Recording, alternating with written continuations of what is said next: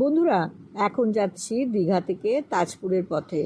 Marine ড্রাইভের যে রোডটা হয়েছে সেই রোডটা ধরেই যাচ্ছি। যাওয়ার পথে এই ব্রিজটা পড়লো। ব্রিজটা পার হওয়ার পরেই যে দৃশ্যটা নজরে পড়লো সেটা দেখে কিন্তু কখনো কখনো আমার মনে হচ্ছিল আমি কেরালার কোনো জায়গাতে হয়তো চলে এসেছি। সামনে সমুদ্র আর এত নারকেল গাছ, এইরকম দৃশ্য কিন্তু কেরালাতে আমি অনেক জায়গাতেই দেখেছি। মনেই হচ্ছিল না এটা আমাদের পশ্চিম বাংলার তাজপুরের যাওয়ার যে রাস্তাটা। দেখো, সামনেই ডান দিকে সমুদ্র আর এই হচ্ছে সেই সুন্দর রাস্তা।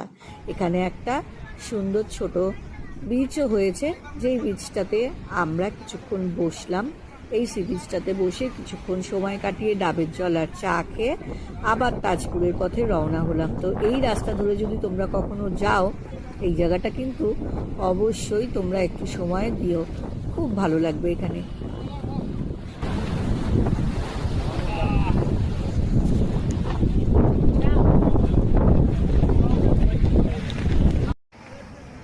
বন্ধুরা, আশা করি ভালো লাগছে।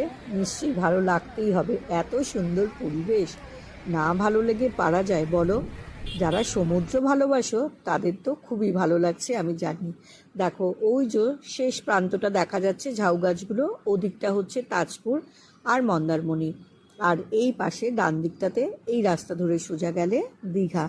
এই ঠিক মাঝখানে এই সি বিচটা, যেখানে অবশ্যই যদি এই রাস্তা ধরে যাও তাহলে কিছুটা সময় হাতে রেখে দিও এইখানে বসে, একদম নিশ্চিন্তে নিরালায় সময় কাটাতে। আর এখানে বিক্রি করছে এক দিদি ডাব, তার কাছ থেকে ডাব কিনে নিলাম। এবারে একটু ডাব খেয়ে নিয়ে আমরা গোটা পরিবার এসেছি, হই হই করে এখানটাতে সময় কাটাবো, তারপরে আবার চলে যাব তাজপুরের উদ্দেশ্যে। তো বন্ধুরা, যারা এই ব্লগটা দেখছো তাদেরকে প্রথমেই জানাই অনেক ধন্যবাদ। আর যদি ভালো লাগে তাহলে তো জানো, বলি আর একবার, একটা লাইক একটা কমেন্ট রেখে যেও। তাহলে আমি এবারে ডাবটা খেয়ে নিই আর একটু সমুদ্রের হাওয়া খেয়ে নিই। তোমরা ততক্ষণ এই ব্লগটা এনজয় করো।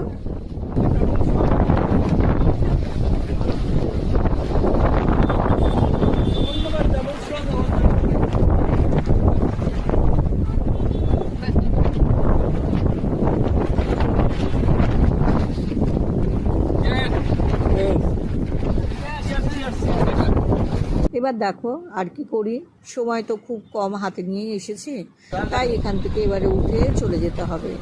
আর কিছু করবার নেই, এত সুন্দর জায়গাটা বেশ কিছুক্ষণ সময় কাটালাম। এবারে আমরা চলে যাব